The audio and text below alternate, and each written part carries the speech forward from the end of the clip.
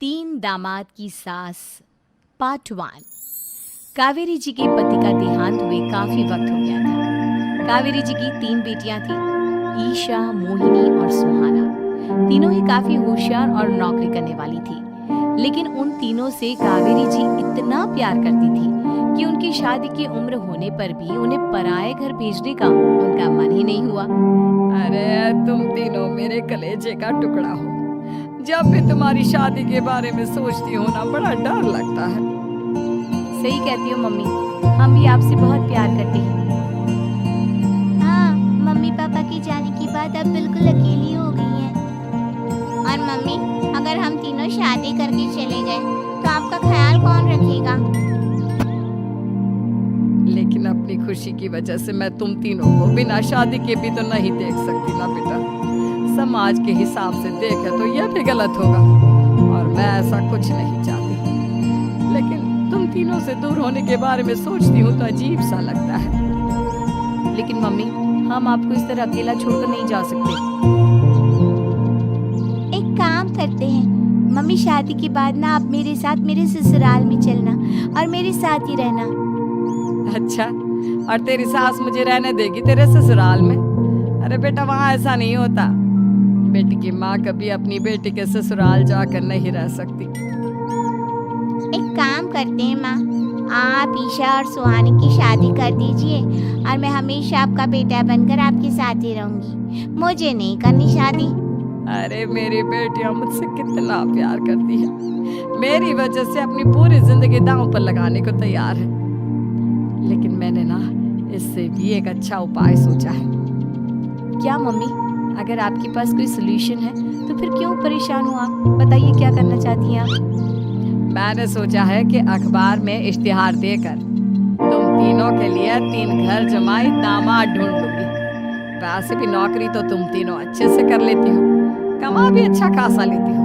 कोई भी लड़का तैयार हो जाएगा तुमसे शादी करने के लिए। अरे मम्मी, ये हुई ना बात। इससे हमें आपसे दूर भी नहीं जाना पड़ेगा और आपको अकेला भी नहीं रहना पड़ेगा। हाँ मम्मी, ये बहुत अच्छा तरीका है। मैं तो कहती हूँ आज ही अखबार में ऐड निकलवा देते हैं। बिल्कुल, आज ऑफिस जाते वक्त मैं ये काम कर दूंगी। और कुछ ही दिनों के बाद कावेरी जी को 3 घर जमाई दामाद विवेक, सुमित और अविनाश मिल जाते हैं और वो उन तीनों लड़कों से अपनी तीनों बेटियों की शादी करवा देती है। शादी के कुछ दिन के बाद, अरे अब शादी हो गई, छुट्टियां खत्म, तुम तीनों जाकर नौकरी करो, कुछ काम करो। अरे मम्मी जी, कमाल करती हैं आप। अब घर जमाए इसलिए थोड़ी ना बनाए कि हम बाहर जाकर नौकरी करें। मम्मी जी, मेरा तो घर जमाई बनने का मकसद ही यही था कि कमाने वाली बीवी मिल जाए।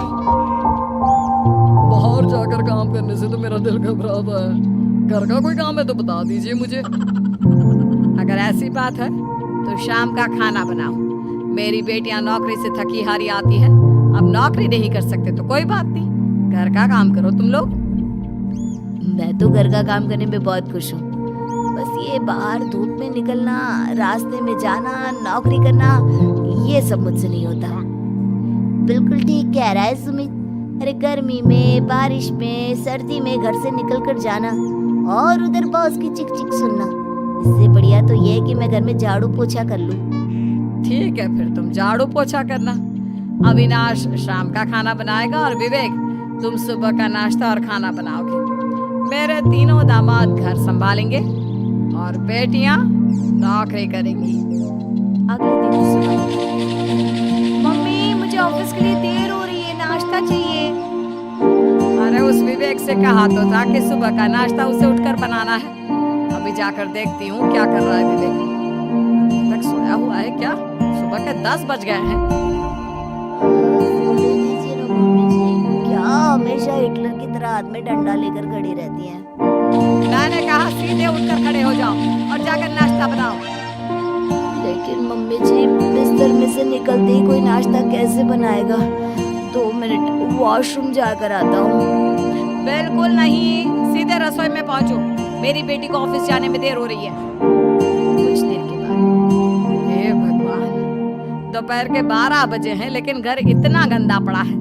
सुमित से कहा था मैंने समय पर झाड़ू पोछा कर देना। सुमित, कहाँ हो तुम? क्या हुआ मम्मी जी? सुबह की चाय तो पीने दीजिए।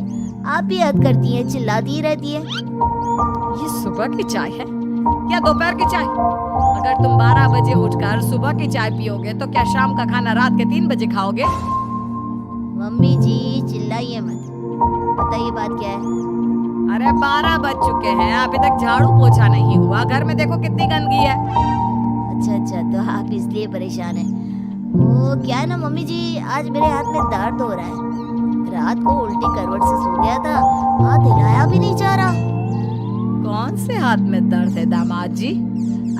इस सीधे हाथ में मम्मी जी, हाथ हिल भी नहीं रहा है।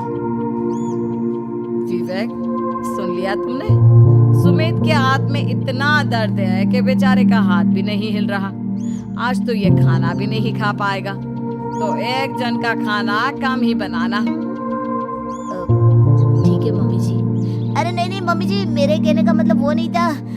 मेरा मतलब है खाना तो खाऊंगा ना। अरे लेकिन कैसे? हाथ तो हिल भी नहीं रहा है। मम्मी जी, आपको ना किसी जेल में जेलर होना चाहिए था। बेकार में हमारी सास बनकर जिंदगी खराब कर रही है। अरे लगाता हूँ पोछा। एक बेचारा घर जमाई और कर भी क्या सकता है। शाम को जब ईशा, सुहाना और मोहिनी ऑफिस से लौट कर आती हैं। मम्मी, शाम के खाने में क्या बना है? अब ये तो तेरे पति को ही मालूम होगा ना बेटा, उसने ही खाने की जिम्मेदारी ली थी। लगता है मम्मी आपने ये घर जमाए वाला तरीका अपनाकर मुसीबत मोल ले ली है। आपके तीनों घर जमाए कितने आलसी हैं। मेरे वाले को देखो, दोपहर के 12 बजे सुबह की चाय पीता है और काम क्या करना चाहता था? घर का झाड़ू पोछा। मम्मी बता रही थी कि आज उसने घर का झाड़ू पोछा शाम के 5 बजे किया था। अब क्या बताऊं बेटा, सुबह से हाथ दर्द का बहाना करके बैठ गया था। कहता है हाथ में बहुत दर्द हो रहा है, हिला भी नहीं जा रहा। सब बहाने मम्मी। ये तीनों घर जमाए मिलकर ना बस बैठकर खाना खाना चाहते हैं, काम धाम तो बिल्कुल नहीं करना चाहते। अरे लेकिन ऐसे काम नहीं चलेगा ना, मुझे इन तीनों को सबक सिखाना ही पड़ेगा। अरे तो मम्मी, आप हिटलर से कम है क्या?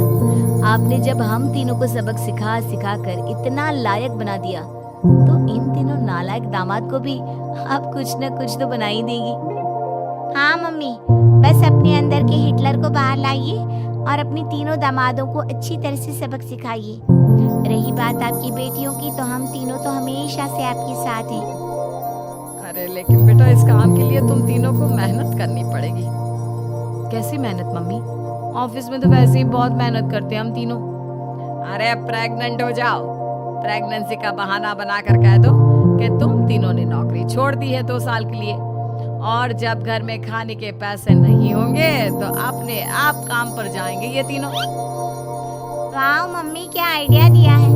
मैं तो कल ही जाकर कहने वाली हूँ कि मैं प्रेग्नेंट हो गई हूँ। फिर देखना कैसे मेरा पति अविनाश भाग भाग कर काम पर लग जाएगा। और फिर 2 दिन के बाद, सुमित, मैं ना प्रेग्नेंट हूँ और इसलिए अगले 2 साल के लिए मैंने अपनी जॉब छोड़ने का फैसला ले लिया है। विवेक, पापा बनने वाले हो तुम। अब से ना तुम्हें ऑफिस जाना होगा, क्योंकि मैं तो 2 साल के लिए छुट्टी पर चली गई हूँ। अविनाश, अब तुम्हें जिम्मेदारी संभाल लेनी चाहिए, वरना ये घर कैसे चलेगा? हम दोनों मम्मी पापा बनने वाले हैं। लेकिन कावेरी के तीनों आलसी दामादों पर अपनी बीवियों की बात का कोई असर नहीं हुआ। धीरे धीरे कावेरी जी को चिंता होने लगी, क्योंकि उनके प्लान के हिसाब से तीनों बेटियों ने ऑफिस जाना बंद कर दिया था। आखिर क्या तरीका अपनाएंगी कावेरी अपने आलसी दामादों को काम करना सिखाने के लिए? जानने के लिए सुनिए इस कहानी का पार्ट